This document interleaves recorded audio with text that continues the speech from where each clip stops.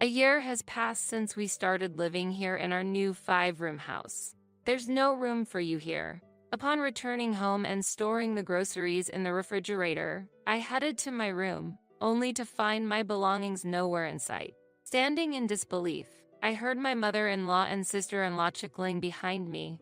Following my mother-in-law, my sister-in-law declared, "We'll be using this space from now on, so please leave," leaving me utterly astonished. It seems my belongings were moved elsewhere by them.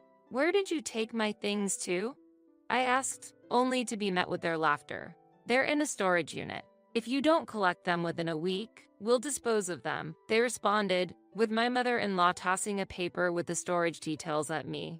Catching the fluttering paper, I looked at my mother-in-law and sister-in-law. Now, only the three of us were in the house, and confronting them would mean a certain defeat. Thus, my only option was to leave. "Understood. Take care."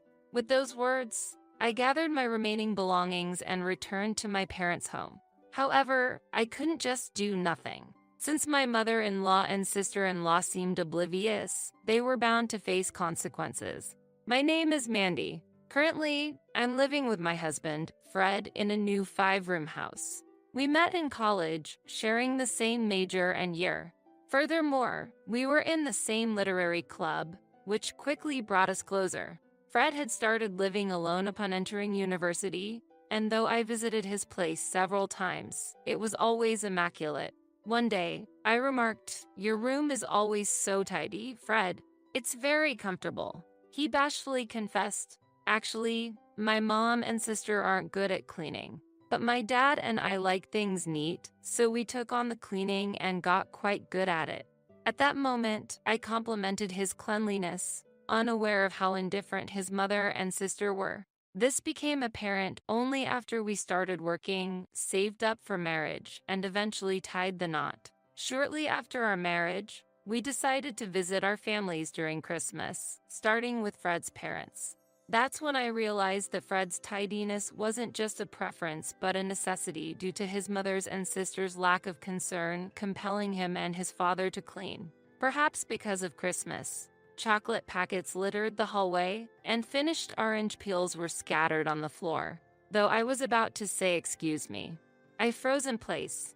Fred, equally shocked, suggested, "Let's go out for a meal, just Dad and us." He proposed visiting a friend's restaurant that was open during Christmas, taking his father and me there. The three of us enjoyed a delicious meal, momentarily forgetting the state of the family home. Unexpectedly, my mother-in-law and sister-in-law, Amy, showed up at the restaurant, questioning, "Why did you leave us behind?" "That's cruel." Fred, visibly upset, retorted, "We didn't invite you to. Besides, how can you be okay with such a dirty house?" The two women exchanged glances.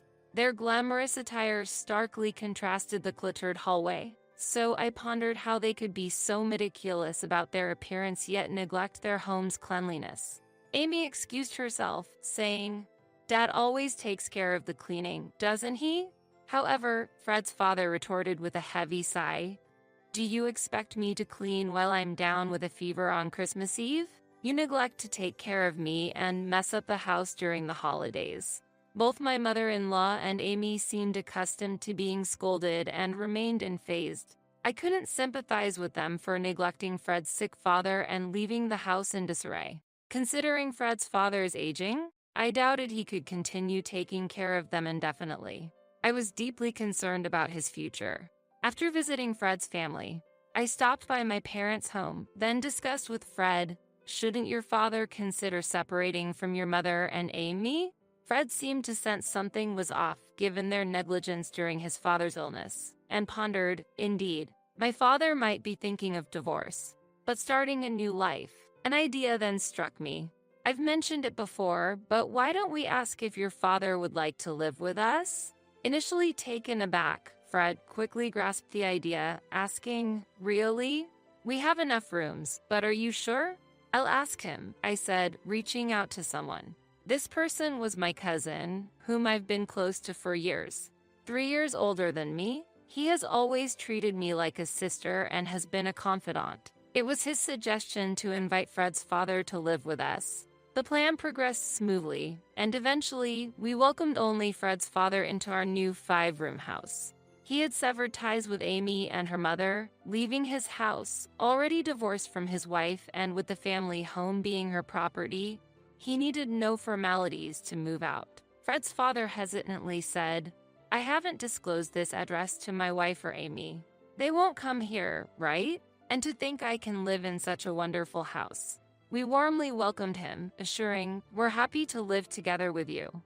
Please make yourself at home." Fred added, "Leave the cleaning to Mandy and me. We won't make unnecessary messes."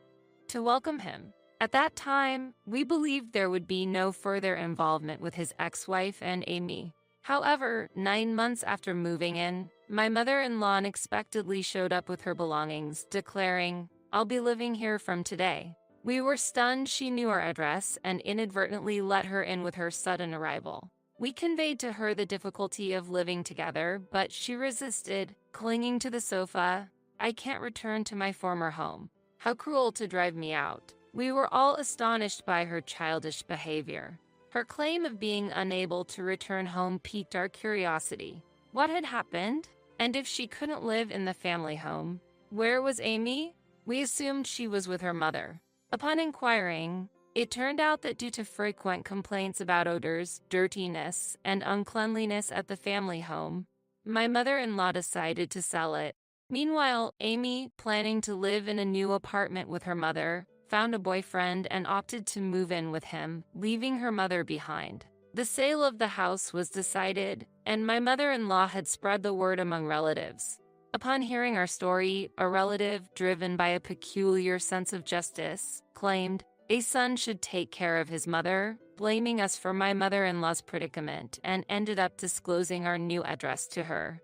Fred frowned at this development, suggesting, "Let's not share our new address with relatives anymore," a sentiment I agreed with. Indeed, the main reason my mother-in-law had to sell her house was her and Amy's neglect of cleaning. After the divorce, with my father-in-law gone, the two remaining women's lack of cleanliness likely turned the home into a trash-filled mess. This led to constant complaints from neighbors, prompting my mother-in-law to seek our help. My father-in-law stated, "I have no intention of living with her after the divorce," and left the house. He had been considering moving out, and my mother-in-law's unexpected visit hastened his decision. After his departure, my mother-in-law became more overbearing, demanding Fred's support instead of the traitor. I grew concerned about the future, feeling this arrangement might not last. 2 months into her stay, I began to feel overwhelmed by my mother-in-law's presence. She would boast on the phone to Amy, "I'm living comfortably here with 2 cleaners at my service. It's great without that man." Amy's reaction was unclear, but it was evident that my mother-in-law looked down on us. She didn't contribute to household chores or finances, and referring to us as cleaners was unacceptable. I couldn't hide my irritation and asked my mother-in-law, "Perhaps it's time you start doing something new?" She was taken aback, responding with a perplexed "What?" For her, the sudden critique from someone she looked down upon as a mere cleaner might have wounded her pride. She aggressively replied, "What do you mean? I am your husband's mother. Fred, as my eldest son, has a duty to support me. As a daughter-in-law, you should care for and assist me." But I was not one to back down easily. There's no law mandating an eldest son to take care of his mother. You've divorced your husband and lived with Amy. Since Amy has always been by your side, it's natural for you to live with her. If that's difficult, you should consider living alone. You're still healthy and have enough energy to shout, I counted. My mother-in-law's face turned red with anger. My advice, from someone she deemed inferior, infuriated her further. 3 months after her move-in and a year since we bought our new 5-room house, my mother-in-law took an unbelievable action. Returning home and storing groceries, I found my belongings missing. Behind me, my mother-in-law and Amy chuckled. "There's no room for you here." Following my mother-in-law, Amy declared, "We'll be using this space from now on, so please leave," leaving me utterly astonished. It seems my belongings were moved elsewhere by them. "Where did you take my things to?" I asked, only to be met with their laughter. "They're in a storage unit. If you don't collect them within a week, we'll dispose of them, they responded, with my mother-in-law tossing a paper with the storage details at me. Catching the fluttering paper, I looked at my mother-in-law and Amy. Now, only the three of us were in the house, and confronting them would mean a certain defeat. Thus, my only option was to leave. Understood. Take care. With those words, I gathered my remaining belongings and returned to my parents' home. However, I couldn't just do nothing. I immediately reported the situation to Fred, who was just as shocked, exclaiming, "What the heck?" Lately, we had been discussing how to get my mother-in-law out of the house when she wasn't around, but I never imagined I would be the one getting expelled. I've reached my limit, so I'm going to take some drastic measures. Are you okay with that, Fred? I asked. He sighed. Yes, that seems best. Both Mom and Amy have gone too far. It's time they learn their lesson, he agreed. Having received Fred's consent, I immediately contacted my cousin, whom I used to communicate with before moving to the 5-room house. This cousin was overseas, but after catching up and explaining the situation to him, he became as indignant as if the mistreatment I received from my mother-in-law and Amy was directed at him. What are they thinking? Using the house I lent to you for their nonsense. Unacceptable. As the owner, I'll kick them out. The house we were living in wasn't in our name but was actually owned by my cousin. Owning a house had been his dream for years, which he finally realized a year ago. However, he had to move abroad for work, leaving the house unoccupied. He offered, "Could you look after the house until I return?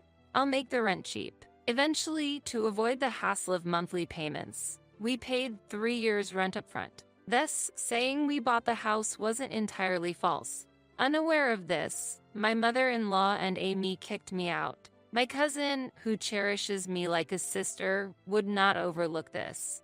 Though he was supposed to be overseas, the next day, about 10 robust men visited the house, causing my mother-in-law and Amy to tremble in fear. "Why are you trespassing? Is this because of Mandy? I'll call the police." My mother-in-law screamed, but one man stepped forward. "The owner of this house isn't you. Let me make it clear. This house is owned by Mandy's cousin, and while he's abroad, Mandy and her husband were just managing and living here. You have no right to be here," he bellowed. My mother-in-law was terrified, but Amy defiantly asked, "What about our father then? He lived here too." The man snorted. "We had confirmation from Mandy before letting that man stay. No such confirmation was given for you two." Dismissing them, without a chance to argue back, the men promptly evicted my mother-in-law and Amy. After I was expelled, they had celebrated, leaving the house in a mess. The men threw their belongings outside and yelled, "This mess is your fault," forcing them to clean up. And accustomed to cleaning, my mother-in-law and Amy were constantly reprimanded by the men.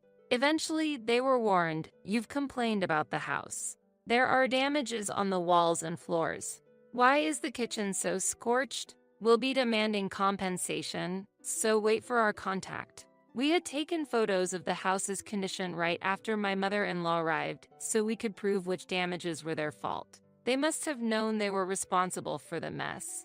After being evicted and faced with a compensation claim, my mother-in-law and Amy reached out to me and my cousin, the house owner. After spending a day cleaning, they stayed at a relative's house and finally contacted me the day after next. But far from showing remorse, they were still aggressive, accusing, "Why didn't you tell us from the beginning? If you had informed us first, this wouldn't have happened." I sighed deeply. Everyone in the room could hear as I put the phone on speaker mode. Internally, I thought, these people never learn, and said, "Mother, there's someone here who wants to talk to you," handing the smartphone to my cousin who had unexpectedly returned from overseas. My cousin, with a stern voice over the phone, said, "What kind of attitude is that? You trash my house and still speak like that. It seems the lesson with my former rugby mates wasn't enough for you," he told my mother-in-law in a grave tone. My mother-in-law, not expecting my cousin to be nearby, was shocked and then consistently begged for the compensation to be waived. However, my cousin dismissed her, saying, "You're an adult.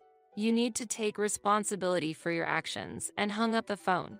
Since my cousin has no immediate plans to return to the US, he decided to sell the 5-room house after getting it cleaned. My mother-in-law and Amy paid the cleaning and inconvenience fees, which was a significant burden for them as they were unemployed and working part-time respectively.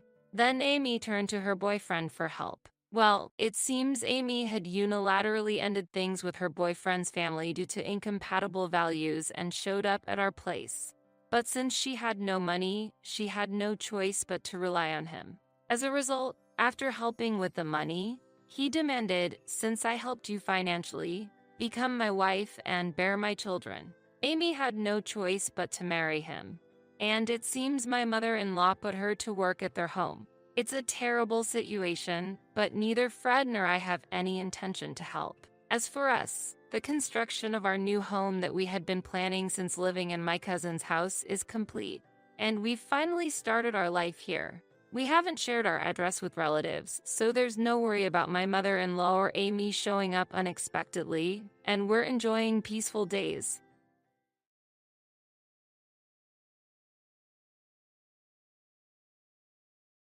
Your presence is no longer needed. Really? How long do you plan to stay here? Leave this house quickly. You incompetent leech living off the money Steve left behind. Disappear. You're in the way. What? Can I really leave? Won't you regret this later? Of course. Don't make me repeat myself. I am Emma, 34 years old, working in the medical field. I met my husband, Steve, a 37-year-old surgeon, 2 years ago at the hospital we both worked at, and we got married. Upon marrying, I quit my job to focus on being a homemaker as per my husband's wish. Currently, I am 5 months pregnant and suffering from severe morning sickness. My husband is a respected surgeon, admired by his peers for his skill. He is kind, gentle, and loved by patients and hospital staff alike. Our marriage is strong, and he is incredibly supportive, actively helping with household chores without a single complaint. Despite his demanding job, his dedication to our family is something I am deeply grateful for. The only concern I have is related to my in-laws. Hey, Emma, I have a request. I'd like to live with my parents and my sister Abby. My dad needs care, and I want to support them as much as possible. It will also reduce the burden on my mom. Plus, with a baby on the way, having extra hands will be helpful for you, and it might make it easier for you to return to work. What do you think? That sounds good to me. I'm okay with it. Steve's family is kind, and if I can help take care of your father, it will lighten the load on your mom and Abby. Thank you, Emma. That means a lot to me. My mother-in-law has always been kind to me, and my sister-in-law Abby left a good impression during our family's meeting and our wedding, so I was confident we could build a good relationship. Thus, upon getting married, I started living with my in-laws and sister-in-law Abby. However, this shared living situation would soon change my life. One day, not long after we started living together, I was lying in bed in my room, still suffering from severe morning sickness, when I was called to the living room by my mother-in-law. My husband had left for work early in the morning, and my father-in-law was resting in another room, so it was just me, my mother-in-law, and sister-in-law Abby in the living room. My mother-in-law, usually calm, looked stern. Feeling tense, she suddenly spoke up. Emma, you're hardly managing the household chores, and yet you're lazing around in bed? Since you're not paying rent, I want you to contribute $5,000 to the household every month. This was the start of an incomprehensible discussion. I'm sorry, I've been suffering from continuous morning sickness and have hardly been able to get out of bed. I feel terrible for relying so much on you and Abby for household chores, but I thought I was contributing enough each month. Well, enough. You think a mere $2,000 is enough? We're letting you live here because we thought you'd help with the housework and take care of our father. You're not helping at all. Why did my son even choose someone like you as his wife? There's no need to say something so harsh. When I was young, regardless of morning sickness or anything else, I dedicated myself to my new family. You need to put in more effort. And I'm tired of taking care of that man. That's why I suggested to Steve that we all live together. Steve is a doctor, so $5,000 a month shouldn't be a big deal, right? Well then, I'm counting on you. We're going out for a bit, so take care of the housework and take care of our father. Useless sister-in-law. Saying this, the two of them left. I was shocked by their sudden change of attitude, as I thought we were getting along well. Despite not feeling well, I couldn't just sit around. So I managed to suppress my discomfort from the morning sickness and started cleaning, doing laundry, and preparing meals for my father-in-law. My father-in-law, though unable to move his lower body, did not show signs of dementia and communicated well. He seemed to feel guilty about me taking care of everything alone, especially considering my pregnancy. I'm truly sorry that you have to take on everything, Emma. Considering the baby and your own health, I wish it wasn't so burdensome for you. It's okay. Steve is very supportive, so I don't feel burdened at all. Besides, I enjoy the time I spend talking with you. I'm really grateful, my father-in-law said, tears welling up in his eyes, expressing his gratitude. That evening, when my husband returned home, I told him about the demand from my mother-in-law and Abby for a monthly contribution of $5,000. However, I didn't mention their change in attitude, not wanting to worry him.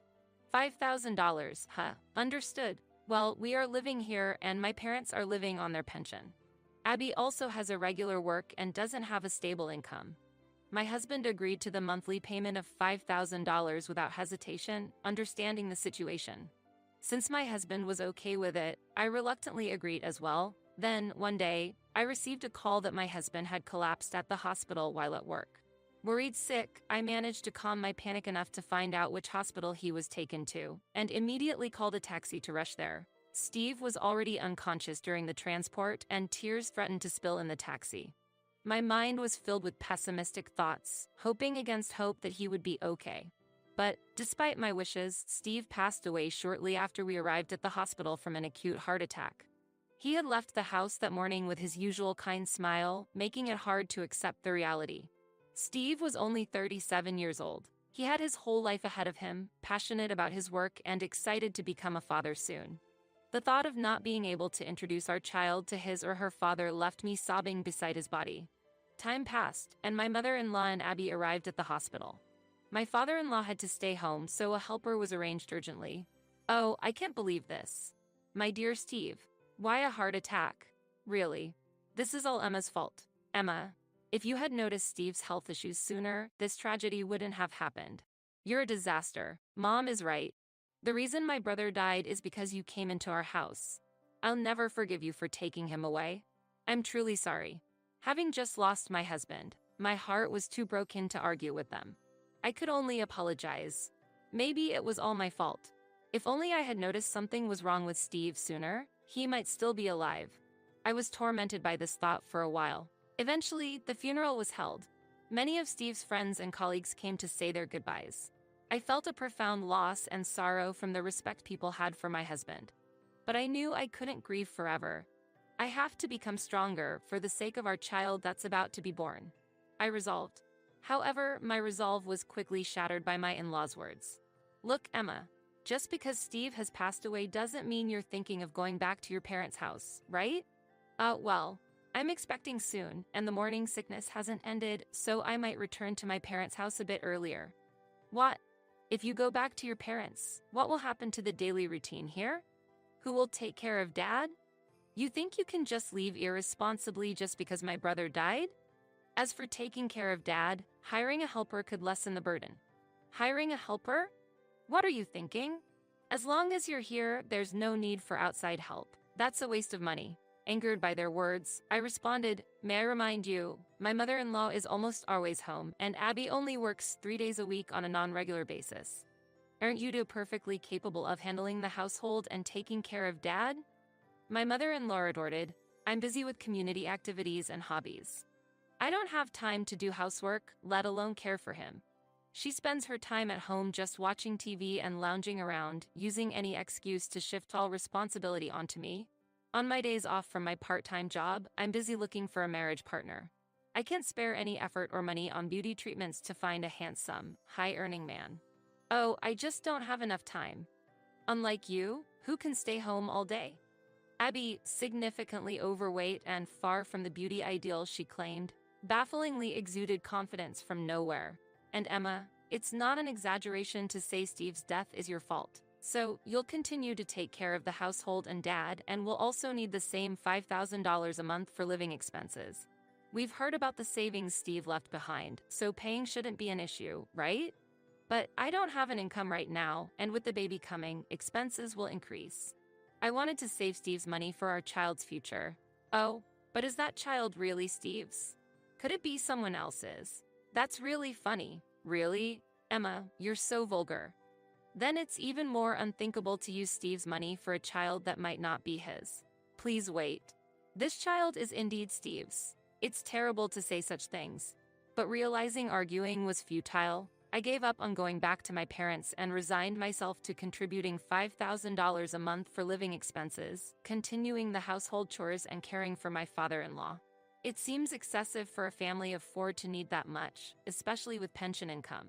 Though I have some savings, I didn't want to dip into the inheritance Steve left, preferring to save it for our child's future. Moreover, returning to my parents would leave my father-in-law without proper care. If help or support isn't an option, going back isn't either. My belly is getting heavier and it's stuff, but it seems like I have no choice but to handle the household chores and caregiving on my own. I managed the household and caregiving tasks as best as I could, using delivery services for grocery shopping to keep it unnoticed by my mother-in-law and Abby. One day, while preparing a meal for my father-in-law, an incident occurred. Hey, Emma, can I talk to you for a moment? There's something I need to tell you. Yes, what is it? At that moment, my mother-in-law and Abby were out, and it was just my father-in-law and me at home. I wanted to tell you something while they're not around. Please listen to this. He handed me a voice recorder, and the moment I pressed play, I was shocked. Is this my mother-in-law and Abby's voices? What are they saying? I can't believe this. I heard a conversation between my mother-in-law and Abby. I felt a growing outrage towards them, and it felt like something inside me broke. Unforgivable, absolutely not. From there, my father-in-law and I devised a plan, and I was determined to carry it out. We waited for the night to come. When my mother-in-law and Abby returned home happily, I made them an offer. Mother, Abby, as a token of my gratitude, how about a trip just for the two of you? Of course, my father-in-law and I will stay here. A trip. Wonderful. I want it to be abroad. Emma, that's a great idea. How about inviting 2 friends and all of us going to Europe? Of course, it's fine to invite your friends. Why don't you take a little break for about 2 weeks? Emma, you do come up with good suggestions sometimes. The thought of getting away from this depressing daughter-in-law and that old man, what an unexpected happiness. As a result, they planned a 2-week trip to Europe, including their friends, 1 month later, without suspecting our plan. Then, the day of their trip arrived. After seeing off the 2 who left in high spirits, I immediately started preparing to leave this home. Being in the later stages of pregnancy and unable to carry heavy items, I called my mother to help me. After telling my parents everything, they expressed their anger towards my mother-in-law and Abby but warmly welcomed me to come back home. Then, after completing the moving preparations, I expressed my gratitude to my father-in-law. Though it was for a short time, I am very grateful for your care. After Steve passed away, you were the only one who always spoke to me with warmth. I am the one who should be grateful, Emma, for your caregiving. I'll be living in a care facility from now on, so don't worry. All that's left is to wait for those 2 to receive their just desserts. 2 weeks passed, and the day they returned from their trip came. While I was peacefully staying at my parents' house, my phone rang. My mother-in-law's name appeared on the screen. When I answered, she demanded I return home immediately, so I reluctantly agreed. Welcome back, Mother. Did you enjoy your trip to Europe? Enjoyed it? That's not the point, Emma. We were happy to go on the trip you gifted us, but why are we being billed for it? There's a bill for $20,000. I thought it was lucky it only came to $20,000 for 4 of you. I was expecting it to easily exceed $30,000 with such luxurious accommodations. What are you talking about? Boyfriend? We just invited some friends from the neighborhood, and it was just the 4 of us. Oh, is that so? But I have evidence here. Please have a look at the envelope on the living room table. My mother-in-law and Abby were then confronted with a report from a detective. What is this? You tricked us by hiring a detective, you sly woman. No, it wasn't me who hired the detective. It was my father-in-law. What Dad did?